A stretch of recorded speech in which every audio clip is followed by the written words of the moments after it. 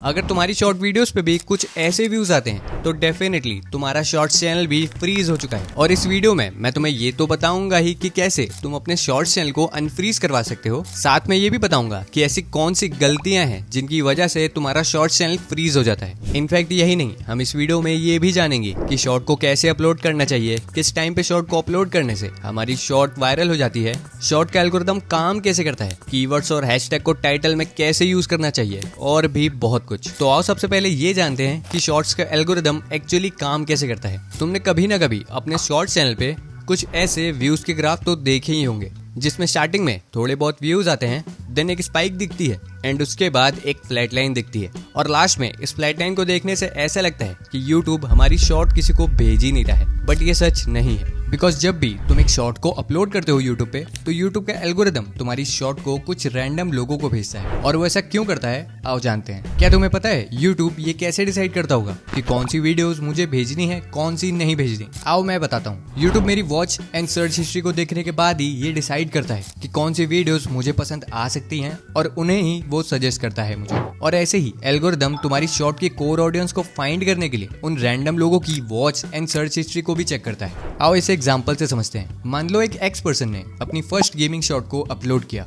And YouTube के algorithm ने short की ऑडियंस को फाइंड करने के लिए उसे इन 4 पर्सन्स को भेजा, जिसमें से पर्सन ए जो बस कुकिंग से रिलेटेड वीडियोस देखता था, पर्सन बी जो बस न्यूज से रिलेटेड वीडियोस देखता था, पर्सन सी जो बस फाइनेंस से रिलेटेड वीडियोस देखता था एंड पर्सन डी जो एक हार्डकोर गेमर था और गेमिंग से रिलेटेड वीडियोस देखता था। अब एल्गोरिथम ने जैसे ही पर्सन एक्स की शॉर्ट को पर्सन ए को भेजा तो पर्सन ए ने 1 सेकेंड के अंदर उस शॉट को स्वाइप अप कर दिया। अब एल्गोरिथम को ये साफ पता चल चुका था कि ये शॉट कुकिंग से रिलेटेड नहीं है, वरना पर्सन ए इसे स्वाइप अप ना करता। इसीलिए एल्गोरिथम अगली बार इस शॉट को पर्सन बी को भेजता है एंड अगेन पर्सन बी भी इस शॉट को स्वाइप अप कर देता है, बिकॉज ऑफ कोर्स ये शॉट न्यूज से रिलेटेड भी नहीं थी। एंड अगेन एल्गोरिथम को पता चल चुका है कि ये शॉट ना ही कुकिंग से रिलेटेड है और ना ही न्यूज से रिलेटेड। इसीलिए एल्गोरिथम ये सेम प्रोसेस तब तक करता है जब तक उसे पर्सन डी नहीं मिलता, बिकॉज जैसे ही एल्गोरिथम पर्सन डी को वो शॉट भेजता है तो पर्सन डी उस शॉट को पूरा देखता है और साथ में उस शॉट को लाइक भी करता है। अब एल्गोरिथम तुरंत पर्सन डी की वॉच एंड सर्च हिस्ट्री को चेक करता है और उन लोगों को भी ये शॉट भेजने लगता है जिन लोगों की watch and search history person D से मैच करती हो।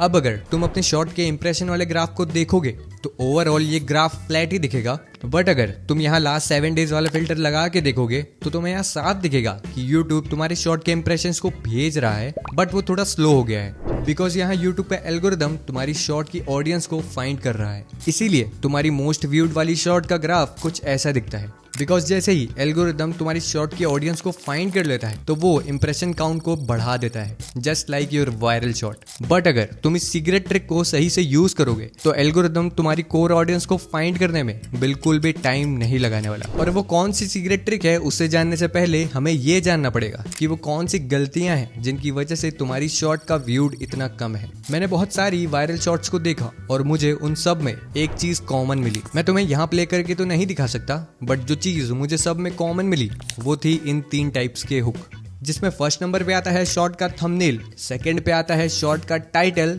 थर्ड पे आता है मोस्ट इंपॉर्टेंट शॉर्ट के स्टार्टिंग के कुछ सेकंड्स। टाइटल और थंबनेल के बारे में वीडियो के आगे बताऊंगा और साथ में ये भी बताऊंगा कि तुम्हें कैसे और कितने बजे अपनी शॉर्ट को अपलोड करना चाहिए। So stay tune. अभी जानते हैं क्या सही में शॉर्ट के स्टार्टिंग सेकंड्स इतने मैटर करते हैं कि किसी भी शॉर्ट को वायरल करा सके?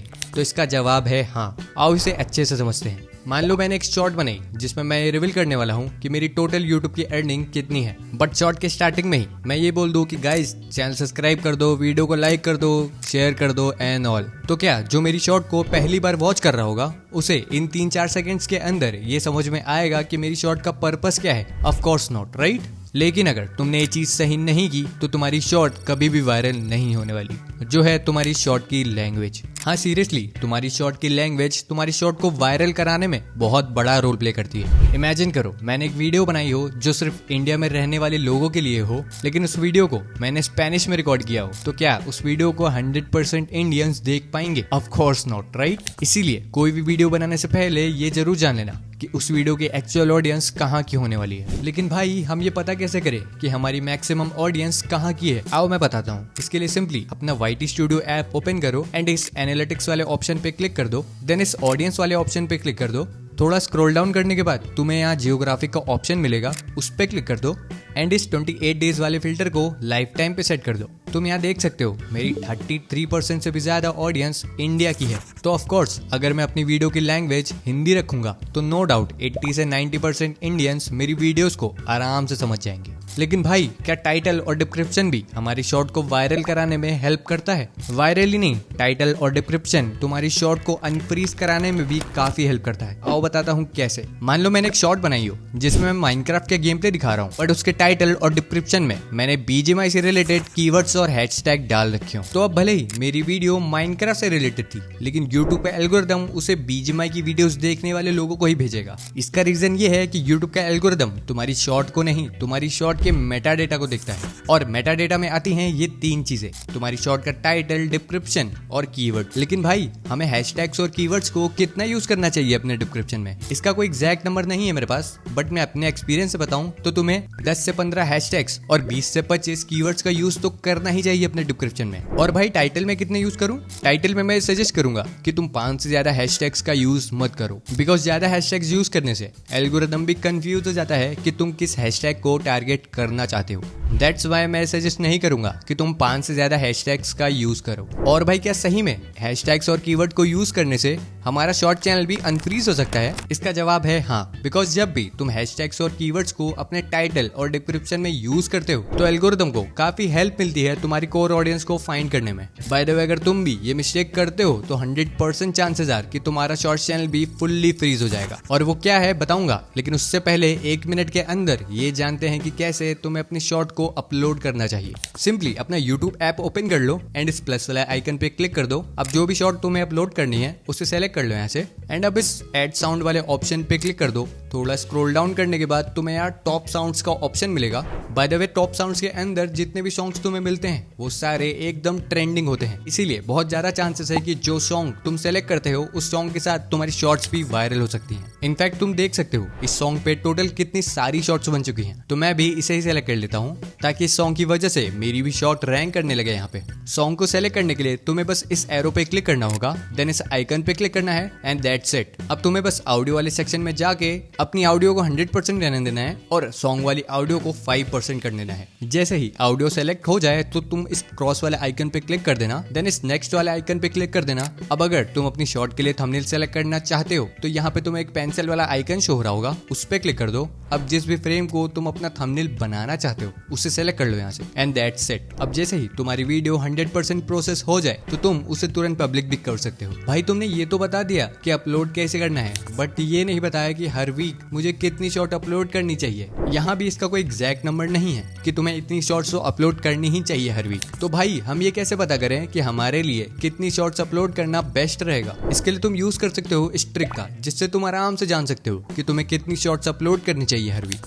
जिसका नाम है what's your making time. Simply तुम्हें बस ये नोटिस करना है कि तुम्हें एग्जैक्टली एक शॉर्ट को बनाने में कितना टाइम लगता है और इसी टाइम के हिसाब से तुम्हें अपनी शॉर्ट को अपलोड के लिए शेड्यूल करना है। आओ शॉर्ट में समझाता हूँ। मान लो मुझे एक शॉर्ट को बनाने में 1 दिन का टाइम लगता है। अब मैं इसमें 1 दिन और एक्स्ट्रा ऐड करूंगा ताकि मैं कंसिस्टेंटली वीडियोस अपलोड कर सकूं, बिकॉज तुम्हें भी ये बात अच्छे से पता है कि अगर तुम कोई काम बिना ब्रेक लिए करते हो और उसमें अच्छे रिजल्ट्स ना मिले तो तुम उस काम को ज्यादा दिन तक नहीं कर सकते, राइट? दैट्स व्हाई मैं अपने वर्किंग डेज में एक एक्स्ट्रा दिन ऐड करता हूँ, जिसको मैं बोलता हूँ ब्रीदिंग डे। ऐसे ही तुम भी अपनी मेकिंग टाइम को कैलकुलेट करके अपलोड्स को शेड्यूल कर सकते हो। जैसे मुझे अब ये पता चल चुका है कि मुझे हर वीक 3 शॉर्ट्स को अपलोड करना है। भाई ये क्वेश्चन है, मैंने अभी तक अपने शॉर्ट्स चैनल पे एक भी लॉन्ग वीडियो को अपलोड नहीं किया है, लेकिन मेरी शॉर्ट्स पे ठीक ठाक व्यूज आ जाते हैं। तो क्या मुझे अपने शॉर्ट्स चैनल पे लॉन्ग वीडियोस को अपलोड करना चाहिए? इसका जवाब है नहीं। मैं कभी सजेस्ट नहीं करूंगा कि तुम अपने शॉर्ट्स चैनल पे लॉन्ग वीडियोस को अपलोड करना स्टार्ट कर दो, बिकॉज शॉर्ट्स चैनल पे लॉन्ग वीडियोस को अपलोड करने से बहुत ज्यादा चांसेस हैं कि तुम्हारी लॉन्ग वीडियोस का CTR एंड ऑडियंस रिटेंशन बहुत खराब होने वाला है। और ये बात तुम भी अच्छे से जानते हो कि अगर ये दोनों चीजें अच्छी नहीं हुई तो भले ही तुम्हारी वीडियो और थंबनेल कितना भी अच्छा हो, लेकिन अच्छा रिस्पॉन्स नहीं आने वाला। लेकिन भाई ऐसा होता क्यों है? इसके पीछे का रीजन ये है कि शॉर्ट्स देखने वाले लोगों का अटेंशन स्पैम बहुत कम होता है। लेकिन अगर तुम्हें लॉन्ग वीडियोस को अपलोड करना ही है तो तुम्हारे पास यहाँ पे 2 ऑप्शन है। फर्स्ट, या तो लॉन्ग वीडियोस के लिए एक न्यू चैनल बना लो, या तो सेकंड, लॉन्ग वीडियोस की लेंथ स्टार्टिंग में बहुत कम रखो, लाइक 1 से 2 मिनट की। इसके लिए तुमने बहुत सारे क्रिएटर्स को देखा होगा जो लॉन्ग वीडियोस के लिए अलग चैनल बनाते हैं और और शॉर्ट्स के लिए अलग। बाय द वे ये गलती मत करना, वरना इससे तुम्हारा चैनल टेम्पररी फ्रीज भी हो सकता है, जो है रीअपलोडिंग वीडियोस। तुम्हारे साथ भी कभी ना कभी ये जरूर हुआ होगा कि तुमने बहुत मेहनत से कोई वीडियो बनाई हो और उसे ये सोच के अपलोड किया हो कि इस पे तो लाखों में व्यूज आएंगे, बट जैसे ही तुमने उसे अपलोड किया हो तो उस पे 10 या 20 व्यूज ही आए हो, राइट। ऐसे टाइम पे बहुत सारे क्रिएटर्स उस वीडियो को डाउनलोड करके रीअपलोड कर देते हैं, जो कि बिल्कुल भी सही नहीं है। बिकॉज जब भी तुम कोई वीडियो या शॉर्ट को डाउनलोड करके अपलोड करते हो तो यूट्यूब के एल्गोरिदम को ये लगता है कि तुम कोई स्पैमर हो जो वीडियोस को बार बार रीअपलोड कर रहा है। डेफिनेटली तुम रीअपलोड कर सकते हो, बट जब भी तुम रीअपलोड करो तो उस वीडियो को डाउनलोड करके नहीं, ओरिजिनल वीडियो को ही अपलोड करना, और वो भी 1-2 दिन ब्रेक लेके। बाय द वे ये एक ऐसी मिस्टेक है जिसको अगर तुमने गलती से भी किया तो तुम्हारा चैनल परमानेंटली फ्रीज भी हो सकता है। लेकिन इसको जानने से पहले ये जानते हैं कि किस टाइम पे तुम्हें अपनी शॉर्ट को अपलोड करना चाहिए जिससे तुम ज्यादा से ज्यादा व्यूज गेन कर सको। मैं अपने एक्सपीरियंस से बता रहा हूँ, ये क्वेश्चन तुम्हारे लिए तब तक एक हेडेक बना रहेगा जब तक तुम्हारे अच्छे खासे सब्सक्राइबर्स और रेगुलर व्यूअर्स नहीं बन जाते। बिकॉज अगर मान लो मैं ये बोलूँ कि 10 शॉर्ट्स क्रिएटर हैं जो सेम शॉर्ट को अपलोड करने वाले हैं, वो भी फिक्स टाइम पे, लेकिन फिर भी उनमें से बस 1 या 2 के शॉर्ट पे ही व्यूज आएंगे, तो हाँ डेफिनेटली ये सुनने में बहुत अजीब है, लेकिन यह सच है। यहाँ पे मैं इनडायरेक्टली ये बताना चाहता था कि शॉर्ट्स का एल्गोरिदम इतना खराब है कि भले ही तुम्हारी एक शॉर्ट पे 10 के व्यूज आ गए हो जिसको तुमने सुबह 10 बजे अपलोड किया हो, लेकिन 50% से भी ज्यादा चांसेस ये हैं कि तुम्हारी अगली शॉर्ट पे 0 व्यूज आएंगे, भले ही तुमने उसे सेम टाइम पे अपलोड किया हो। वैसे ऐसा क्यों होता है मुझे ये तो नहीं पता, बट मुझे ये जरूर पता है कि इसे ठीक कैसे करते हैं। तो आओ जानते हैं कैसे तुम अपने चैनल की अपलोड टाइमिंग को फाइंड कर सकते हो। इसके लिए सिंपली तुम्हें बस फॉलो करना है इन स्टेप्स को। स्टेप नंबर 1, तुम्हें अपलोड करनी है अपनी शॉर्ट्स को मॉर्निंग के टाइम। फॉर एग्जांपल मान लेते हैं तुमने अपलोड किया अपनी फर्स्ट शॉर्ट को मॉर्निंग 10 AM को। अब सिंपली तुम्हें ये नोटिस करना है कि 10 से 15 आवर्स के बीच में तुम्हारी शॉर्ट्स ने कैसा परफॉर्म किया है। फॉर एग्जांपल मान लेते हैं 15 आवर्स से भी ज्यादा हो चुके हैं लेकिन शॉर्ट ने बिल्कुल भी अच्छा परफॉर्म नहीं किया, जिसपे अभी के टाइम पे 4 ही व्यूज हैं। अब तुम्हें अपनी नेक्स्ट शॉर्ट को अपलोड करते टाइम को 1 आवर इंक्रीज करना है। फॉर एग्जाम्पल हमने पिछली शॉर्ट को 10 AM को अपलोड किया था, तो अब अपनी नेक्स्ट शॉर्ट को अपलोड करना है हमें 11 AM को। एंड अगेन फिर से तुम्हें नोटिस करना है कि इस बार भी 10 से 15 आवर्स के बीच में तुम्हारी शॉर्ट ने कैसा परफॉर्म किया। फॉर एग्जाम्पल मान लेते हैं इस बार शॉर्ट ने ठीक ठाक परफॉर्म किया है, उस पे व्यूज आ चुके हैं 2.7 के, तो अगली बार हमें सेम टाइम पे शॉर्ट को अपलोड करना है। चलो मान लेते हैं सेम टाइम पे शॉर्ट को अपलोड करने के बाद भी उस शॉर्ट ने अच्छा परफॉर्म नहीं किया, तो अब क्या, तो अब हमें फिर से टाइम को इंक्रीज करना है जो कि 11 AM से 12 AM हो जाएगा, और फिर से 10 से 15 आवर्स के बीच में परफॉर्मेंस को चेक करना है। एंड जैसे ही ये प्रोसेस 9 PM तक चला जाए तो तुम्हें सिंपली उस टाइम पे अपनी शॉर्ट्स को अपलोड करना स्टार्ट कर देना है जिन टाइम्स पे तुम्हारी कुछ शॉर्ट्स अच्छा परफॉर्म की थी। आई नो ये थोड़ा ट्रिकी है, बट सीरियसली ये वर्क करता है, बिकॉज मैंने खुद ये ट्राई किया हुआ है। बाय द वे छोटी सी गलती तुम्हारे चैनल को परमानेंटली फ्रीज भी करवा सकती है, तो प्लीज इसे भूल से भी मत करना, जो है वॉच्ड बाय योरसेल्फ। आओ इसे शॉर्ट में समझते हैं क्यों और कैसे हमारा चैनल परमानेंटली फ्रीज हो जाता है इससे। फॉर एग्जाम्पल मान लेते हैं मैंने अपना एक न्यू चैनल बनाया जिसका नाम ए है, एंड उस पे मैंने अपनी फर्स्ट शॉट को अपलोड किया, देन अपने उसी चैनल से मैंने अपनी फर्स्ट शॉट को वॉच कर लिया। बट ऐसा मैंने एक बार नहीं 20 से 25 बार और किया, और अपनी हर शॉट को मैं खुद वॉच करता रहा। एंड अब 90% से भी ज्यादा चांसेस ये हैं कि मेरा चैनल फ्रीज हो जाएगा, बिकॉज जब भी तुम अपनी वीडियोस को अपने उसी चैनल से देखते हो जिस चैनल से तुमने उसे अपलोड किया हो, तो यूट्यूब का एल्गोरिदम इसे इनवैलिड एक्टिविटी में काउंट करता है। और बहुत ज्यादा चांसेस है कि अगर तुमने एक गलती बहुत टाइम तक की तो यूट्यूब तुम्हारे मोनेटाइज चैनल को डिमोनेटाइज कर सकता है, तुम्हारे चैनल की रीच रोक सकता है, इनफैक्ट तुम्हारे चैनल को समटाइम्स परमानेंटली डिलीट भी कर सकता है। सो प्लीज अपनी वीडियोस को उस चैनल से कभी मत देखना